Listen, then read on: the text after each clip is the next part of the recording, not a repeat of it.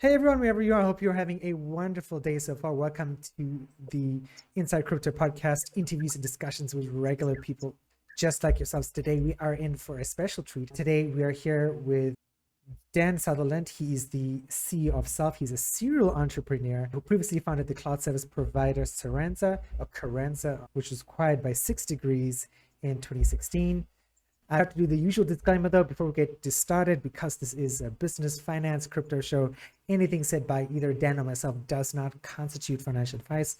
I'm not telling you to buy or sell anything. Please do your own research. Please also remember these are our respective opinions. Do not connect them with our organizations. Because we just have Dan on the show, and it's just a two-person show today, we get to get started and maybe ask Dan to tell us about his background and how he got to where he is today. So I've been building, running, investing in businesses since I was, I guess, about 17. That's frighteningly over 30 years now. And I've done lots of different stuff, I think, as lots of entrepreneurs do. There's no real strong thread to what I've done. The thing I got most stuck into was Carrenza, the cloud services business that you mentioned right there at the top. And I ran that for nearly 15 years before selling it a few years ago. And by the time I'd sold that, I was already aware of the crypto space. Some friends were fairly active doing things in it. And I think I was looking for opportunities to start a project that involved it at that stage. So like 17, I remember reading that on your profile on the Self website. I'm like, damn, what was I doing when I was that age? Nothing that productive. So I think a lot of people everywhere in the world, no matter, I live in Asia, in Taiwan, no matter where you are, you struggle with motivation to push yourself. Like, where did you find all this energy and motivation to do and start investing in businesses at such a young age? It's very simple. I'm really dyslexic. And along with huge numbers of dyslexic people, we don't fit into the round hole of the education system that there is in many countries. And so you fall between the cracks. And actually the thinking processes, they lend themselves really well to building and starting businesses. You have to find solutions to unusual problems. You have to do those things on the fly. You have to look for opportunities that don't previously exist. And sometimes it can be easier to do that if your thought process is nonlinear. I put that right down to dyslexia, and actually necessity. The path of traditional university, college education, going and getting a job, working for somebody, just wasn't open to me. And so I had to find something else to do. And I fell into things that I found interesting. Okay. Before we get into the core portion of today's show, Dan, I have to ask this of every guest is, what was that first crypto memory of yours that sort of told you, okay, this is interesting, I've got to look into this, and then later on you started moving into the Web3 space? Yeah, I have a friend who is based over in Canada. He's a photographer, and he and I, obviously, we don't get to see each other that often because he's over in Canada. But I remember him telling me, you have to look at this Bitcoin thing. And I said, oh, yeah, sure. And he said, no, I've just been doing a job for a corporate photography job for a startup in Canada. And they said at the end of the job, they were working with this new thing called Bitcoin. And would I take a half of the payment for the photography job in their tokens and half of it in fiat? And he said, I took it, and that was a while ago, and it keeps going up. And he said, I really think you ought to look at this thing. And I ignored him, really. And I was like, yeah, whatever. But I always remembered it. And I always watched what was going on with the Bitcoin. And I always imagined quite how much money he'd got paid for doing that photography job. And it was that kind of, okay, this, I now see the full journey of this from when it was worth almost nothing to where it stands today. So that was the first thing that made me think about it. Very cool. That's an interesting story. And I think a story a lot of people share with that one friend that got started early, and you're like, I should have, but I didn't. Dan, you're doing something really interesting though with Self, and I really want to get into that. But before we do, I think like you replied to my email, you're like, yeah, I'm coming at it from a retail perspective. And I think we love that on this show, breaking things down in simple ways. Crypto has had a ride this year, and I've been keeping tabs on crypto. Like you said, what's happened? How do we recover? Can we recover? Can we restore the public's confidence and maybe disconnect crypto from Web3 so Web3 can survive? Or can they be disconnected? What's your thoughts about all of that? Wow. That's a big question. So let's start with what's happened this year. Look, most of what's happened this year boils down to good old-fashioned fraud and internal corporate mismanagement, ignoring the sort of fiduciary requirements that any director of any company has on them. And I think an element of that, particularly with the more famous people who've been involved in this, they've been the rock stars of this Wild West that they've been inhabiting. And I think the reality that we're all faced with right now is that the rules do apply to all of us. And so what's happening is a long overdue shakeout of all of the shady stuff that's been going on. And the shady stuff has been in there and has been possible because the technology wasn't very secure. I know it was very structured for achieving a particular thing, but like a lot of these things that begins as a kind of altruistic project, people who don't share the same altruistic goals at the outset of it find it very easy to take advantage of something that's structured like that. So anybody who wanted to mess around in this space, frankly, they could do, and there wasn't for a long while that much that they felt could be done about it. Luckily, Bitcoin's hidden under people's floors, so eventually they'll catch up with you. But what's happening this year is extraordinarily painful for all those investors who put their life savings and their heart and soul into this space and are losing it.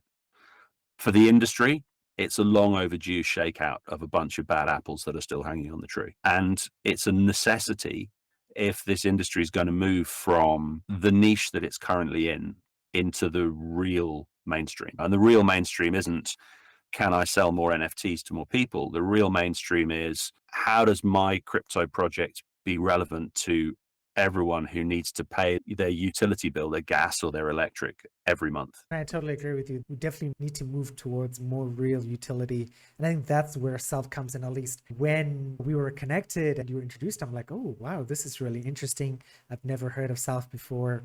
And you guys are doing something that's, I think, and again, just my opinion, is much needed in the space because I'm in it. I'd love for more people to get in it. I used to be a former teacher, students of mine who were in their early 20s. Yeah, they would tell me, I need to do more research. This is really interesting. I want to get into it. Or my mom, who's 76 years old, was, yeah, I'd love to give buying some Bitcoin a try, or buy an NFT, or do some DeFi, or do something. But I'm afraid that the fraud is still there. So this is a great segue into you telling everybody what is self. Is it on the blockchain? I guess that was what I was trying to figure out, because I did see a few blog posts on your website that mentioned Web3, but I don't remember seeing something specifically saying Ethereum or Avalanche or something like that. Yeah, so we use blockchain for a number of things, and we're using different chains for different parts of self. Currently, we use Near for a bunch of our core systems. We will be doing an IDO Q1 next year. Those will be ERC20 tokens, and we're building for and integrating other chains into self. The approach of finding the technology that fits what we're trying to achieve. Like, we came to self being a Web3 project, and to it being something needed to have its own token at its heart and a decentralized engineering solution for the product that we were building, not because we were looking for something that would do those things. So yeah, you started out by asking what self is. Self is a solution to solve the problem of fraud, and it does that by dealing with something really simple about fraud, which is that online it's very hard to know what is true. It's a playground for fraudsters. And with self, what we want to do is to give people access to information that proves that the thing that they've just said is a lie, so that you can prevent fraud from happening at the top end. So traditional solutions for fraud are kind of about shutting the stable door after the horse has run out. We're saying, let's not let them in the stable door in the first place to let the horse out, and let's take the data that does that and let's put it in the hands of the people that we're protecting from fraud. For every user, whether you're using self work, whether you're using it for personal things, whether you're using it for both, your starting point is a self app on your cell phone, which you use to build a library of verified information about yourself that you create on there. It's not being created by an organization somewhere else. And all of that data about you, it could be your passport information, it could be your employment history, it could be, I know, all manner of different things that are, relevant facts about you that you might want to share with somebody else at some point. All of those things you store in your phone, in your hand. They don't go in the cloud. Self as an organization has no access to them. They're there for you to share with the people that you want to connect with. And then we build a bunch of tools into that app. So it has a communication suite built into it that looks and feels not unlike a WhatsApp or a Signal communication suite. So you have the ability to call people, to message with people. Real difference here is while it's end-to-end encrypted and so on, like everything else, this is a system being run by a decentralized platform that is being, as we roll out over the next year, that is being handed over to a DAO that is designed to be user owned. So we don't have a big corporation somewhere behind that technology on the one hand. And on the other hand, all of the communication that goes through Self is biometrically gated. So we know who the person is who's calling us. We can choose whether or not we want to make a connection with another user or not. Parents can use it to have some protection over their children without the problem of invading your kid's privacy. You can delegate permissions to do certain things to kids. You know how your WebAuthn requests to authenticate this group of websites, and so you can have experience of the internet that looks like this over here. We can allow you to communicate with other people inside a network in Self, provided they are between this age and that they attend the same high school as you do, or something like that. They can set some parameters to mean that like kids can go experience the internet without having to go find the dark corners at the same time, or more importantly, without the dark corners finding them. So the idea of this is to tackle the problem of fraud at source, to make sure that people have access to truth that they can use for things. I've talked a lot so far about consumers, but Self is as much for businesses and organizations and for asset NFTs, for example, and being able to prove the veracity and the ownership of those things and to replicate the systems of control that exist in the real world around those things inside Self's networks. If you're using Self as an organization, for example, you can use the NFC on your phone to access the security gates into your office building. You can have the management structure in your organization replicated inside Self so that you've got power delegated from the directors to the line managers to the people who are delivering for customers. And that plays out in great ways. So let's say you're a bank, for example. As a bank, you could use the Self communication stack to speak to the consumers who are your customers. But because you know who is talking to who, there's none kind of check whether or not you pass your security tests. What's happening is you're out of band, you're able to tell that you are speaking to the right person. So as the consumer receiving the call, you know that the call is coming from your bank. And as the bank, you know that you're speaking to the right human, the person who you actually gave an account to in the first place. So you then just talk about having a new mortgage or an overdraft or wherever it is you want to talk about with your bank. And the information that needs to pass as part of that conversation can pass across Self's network as messages out of band. You can share the information you need to share, have the communication, end it. So then you reduce call center time for the bank and you massively improve security for both parties. And what you do is something that's almost unavailable today, which is you have an authentication and a security process that is symmetrical. Because today they're asymmetrical. Primarily, the organization is asking the consumer to prove something about themselves. So there's lots of ways in which we're working to solve fraud using Self's technology, but Self is primarily a platform. So the overall goal is actually other people leveraging the power of Self's technology to build applications on top of Self's network that mean that they can take fraud out of their market or their organization or their group and build tools that work for the users that they have.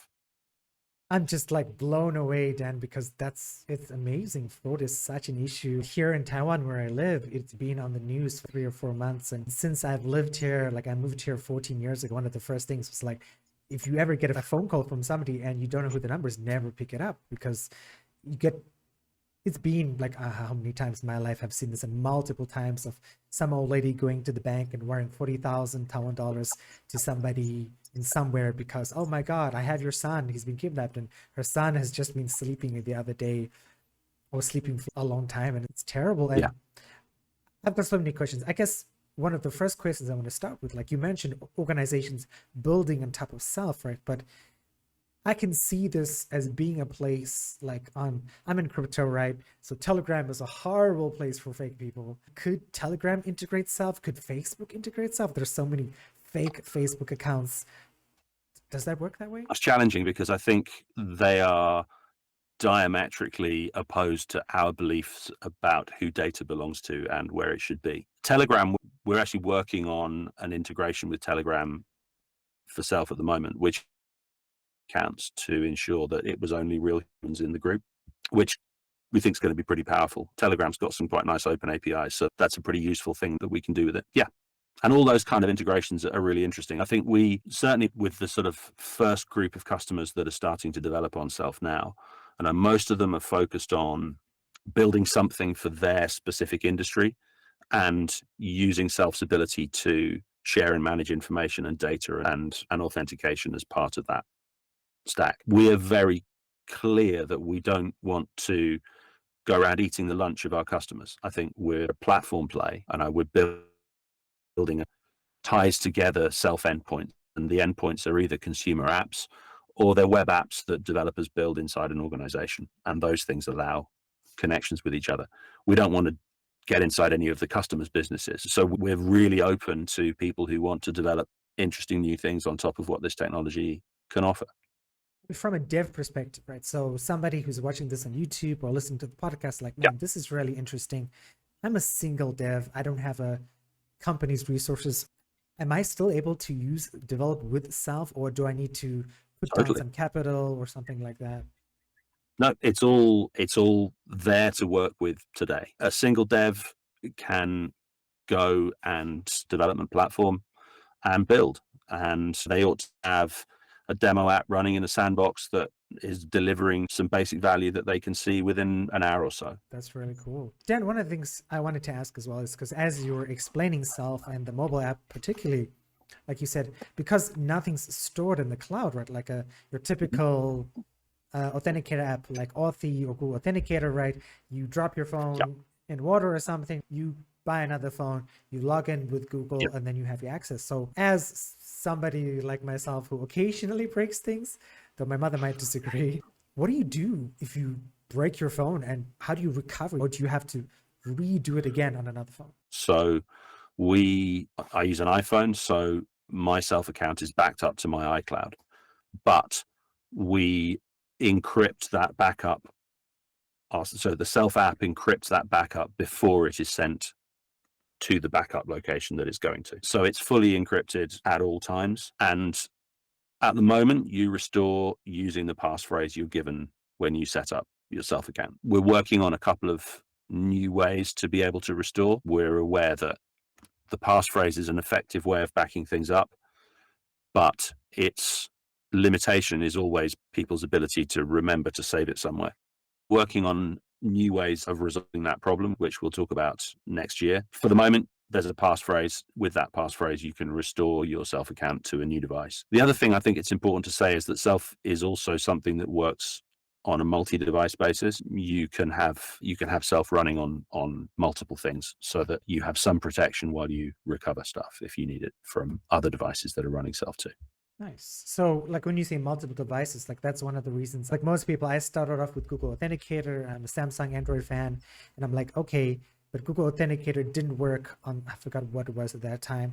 And then now I use Authy, and Authy works on my iPad, works on my Mac, works on my PC. So like you said, if something does happen, I do have the ability to use a device. So is that the same for Self? What platforms are you currently available on? What platforms do you plan to be available? At the moment, the app is available from the Play Store and from the App Store if you use an iPhone. We will be releasing desktop versions of Self in the new year, so you'll be able to run on top of your desktop, which is often useful for kind of commercial messaging and business messaging activities. And in the future, we very much think that Self is something that can usefully run on most devices. So I think we will see apps on smart TVs, for example. We will see apps in a number of different places. Automotive is very difficult to get into, but it would be really interesting.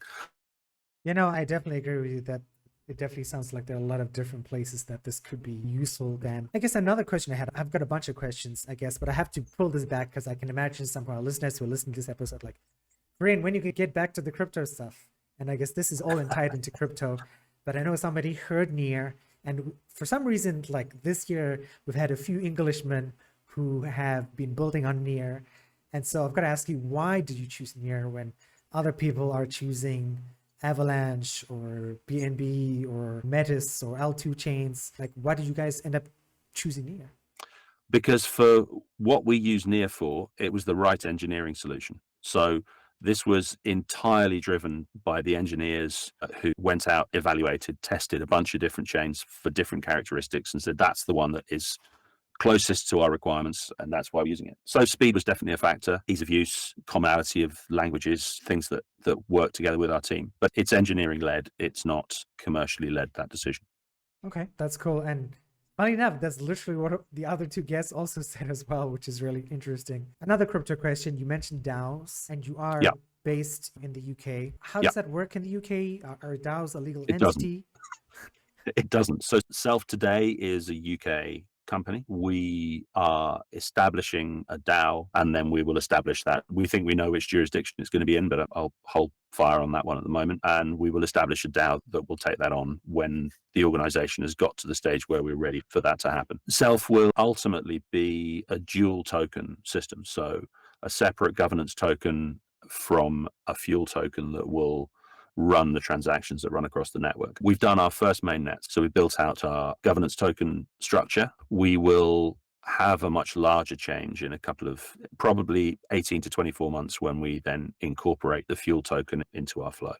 Things will be paid for in fiat until then will make full sense, but we have some development work and we have some lessons to learn before we're ready to do that. I think this is a project that is immensely complicated and has taken a long time to get to where it is today. And we think there is some time now to spend refining and building and adding additional features into Self to get it to where we think it should be before we move over to using a fuel token. Nice. Interesting. Dan, from where you've come from, right, again, having looked into your background to where you are now, and like you said, you've been developing this for a bit, and are you satisfied with the progress you've made? Are you happy being in Web3 when a lot of people are like, oh my God, I regret working in crypto. I regret doing this Web3 stuff. How do you feel about the progress you've made and where you've come and where you're going? Is it still exciting you in the morning to be working on this? Yeah. How do you feel about everything? I'm really pleased with it. I have always had a very R&D led organic approach to building new stuff. I always think that there are pivots and changes in direction and shifts in your thinking about your business all the way through developing it. It doesn't matter whether you're running a bar or building a consulting business or whatever, you're going to change what you're doing. We've just done this process through the most unusual time I think anybody can remember. And so I think Self would have been a very different business had we done what we were planning to do at the back end of 2019, had 2020 not started in quite such an unexpected fashion, and had we not had the luxury of the time and the space and the funding to be able to step back from what we'd been doing and say, okay, we don't know when we're going to be able to do what we thought we were going to be able to do. So let's revisit everything that we've done and see whether we're doing it in the right way. And I think it was that reevaluation of the business that we were able to do through the early stages of the pandemic that allowed us to go, actually, what if this wasn't running on top of a distributed ledger? And what if it was less like a Web 2 business that we're trying to build a model for? And what if it was more like something that's user owned and something and that's probably more appropriate for the ability to move data and connect humans all over the world in a way that is currently unenvisaged by regulators or anybody else. So we need some control over this that makes it work for those people, but we also need to be able to prevent technology like this being acquired by a bad actor who would be able to do all kinds of stuff with it. So we wanted to be able to protect it and make it something that was there for the good of its users rather than for the profit of its shareholders. Hence the structure we've come to. So I'm super pleased with it. I'm more excited now than I have been about it in a long time, because I think we've got to the right place, and we've gone through a journey to get here, but we've got to the right place and developed and researched through that process, which has been super powerful for where we're at today. Yeah, and I like just listening to you speak. I think a lot of the projects that are happening now are going to be the ones that really set the foundation for what is to come next year in crypto and Web3.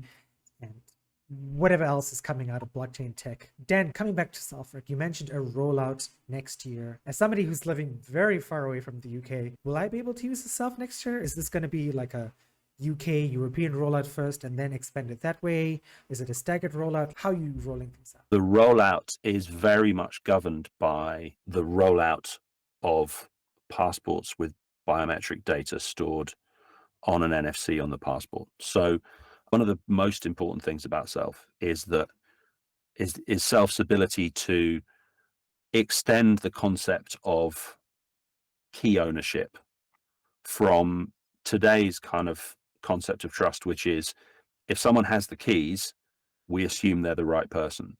And what Self does is say, we need to check that the person who has the keys is still the person who should have the keys. And we know, you think about the way we handle things like biometrics, it's much closer to what an electronic passport gate does in the airport than it is to what Face ID does to let you unlock your phone. So we are extending the concept of key ownership and trust outside of the technology to the human who that technology is designed to serve. There are definitely some limitations in how uniform the global deployment of that technology around passports is and where that technology is found in other things.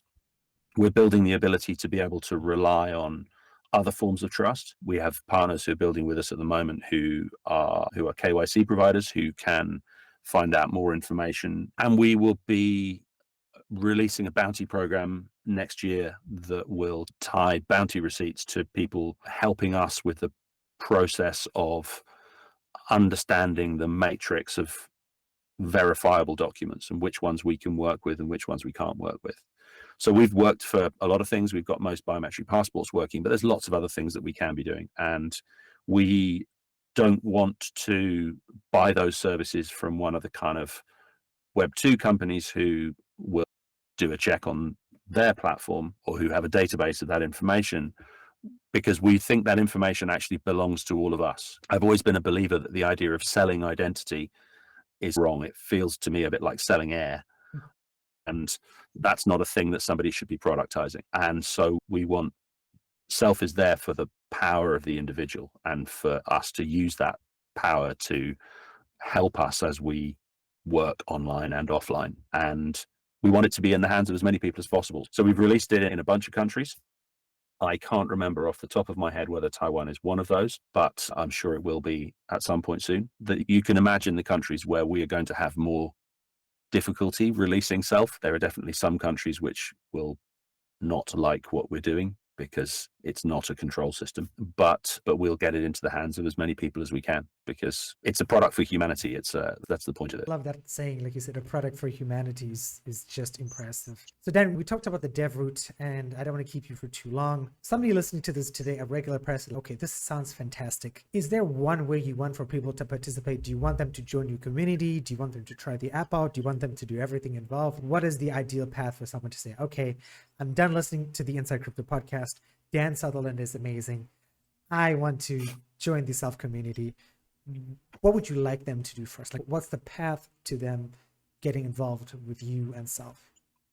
So first of all, if you work for an organization that you think could benefit from what Self is setting out to do, then get in touch with us, get yourself a Self account. Those are easy to get. They're free and available on the web, and then start building, and we're happy to help. So that's the first thing. Right now, I think the more people building more interesting integrations for Self, the better we can achieve things for our community. A little bit later this year, we are beginning a drive for consumer signups. And as part of doing that, we're giving away up to $10 million worth of our governance tokens. Those are going to be, because we want this to be user owned, right? So we think our users should get tokens. So in the run up to our IDO next year, we will be encouraging people to sign up, and they will get points for signing up. And they will also get points for everyone who signs up as a result of them inviting them, and all the way down to 9 degrees of separation. So we're really encouraging people to participate and to be part of that. And I think the time for consumer signups will come when we release that, because we want everyone to participate in the network and to have the opportunity to be part of that user-owned structure that's there for the benefit of everyone. Those are probably the two most important things. Obviously, as this grows, the point of a decentralized network is that the nodes of the network are run by organizations who benefit from running nodes in the network. And they do that because they'll be paid for running nodes in the network, etc. And they'll reduce the cost of their utility of the network by supporting running a node for other people. So if there are people that feel like, actually, this could be really interesting as a thing where we run a node, we'd love to hear from those people as well, because we're preparing the ground to be able to decentralize out to organizations like that. Sounds good, Dan. Thank you very much for explaining that. We're getting towards the end of the show, and I always like to give guests a chance to say, okay, you've said a lot about self, you explained a lot about what's happened this year in terms of crypto Web3. Is there any sort of final thoughts, anything you haven't said that you'd like to say, just let people know, any pearls of wisdom you'd like to leave our listeners with today before we end up today's show? There's two things. The first is probably the most crypto-y thing that we're doing, which is that we are self-holds data about people, which is effectively a wallet. We are building integrations that will allow self-users to hold the keys they have for the crypto that they have on different chains inside their self account. And that will mean that crypto that's being exchanged by two people who are members of Self's network, you'll be able to verify who you are sending or who you are receiving tokens from. But you'll also be able to use either your keys or your self account to communicate with each other using Self's messaging platform. That would mean that if I wanted to send you some XRP, I could just say, send 20 XRP to Korean as an instruction out of Self. And that could then execute on the chain and transfer that to you. So what you then get, and we started this conversation about talking about a lot of the hassles that's happened in the last few months. I think I've sent it to the right person. I think I typed the address in correctly. I don't really have any way of knowing. With this, you will have a way of knowing. And if you've sent it to the wrong address, you'll have a way of trying to contact the address that you sent it to if you send it to the wrong person. We think that's going to be really powerful for crypto. We think that's really interesting. The last thing is really about fraud. And I think it's important to remember that fraud happens in the spaces between the things that we know and trust. If you look at the things that have happened with FTX, what you're looking at is the front end of a big exchange platform. What happened in the background was that we trusted that everything was okay, whereas actually they had a backdoor. And that kind of trust is something that we should all think really carefully about when we're looking at any kind of exchange environment. Specifically, do we know that the smart contract that it's running is actually the smart contract that we think it is? Or is it one that's producing the output we expect, but something else is happening in the background? If you're running a decentralized exchange, is it running the code that we think it's running, or is it actually running something else that's producing the right kind of output, but allowing them to pull a whole bunch of really interesting debugging metrics off it that allow them to front run your trades without you knowing that? Do we trust that the infrastructure is actually secure, that the centralized exchange is running on is actually secure enough, and that there isn't something else running on that's disadvantaging us or worse? So fraud happens where you let it happen. And that's why we're very keen on the idea that you should trust nothing and verify everything, which is what Self's about. I love it. That's like the perfect sentence to end off today's show. Trust nothing and verify everything. I hope that's a logo somewhere on the Self's website, because that's gold. Somewhere. Right. All right, Dan, thank you very much. I will put all of Self's socials and whatever I can find of yours. I'll put those down in the podcast show notes so everyone can know where to find you guys, where to dig up more research. But I think this episode was like, you said a lot of very crypto stuff, despite what you said towards the end of today's show. So it's exciting. I'm so glad we got to do the show together. And thank you again for your time. Hopefully we can connect next year and you can tell me how the rollout is going, how everything else is going, and we can talk some more. That would be awesome. Thank you very much for your time today. Very good to talk to you. Yeah, you enjoy the rest of your day.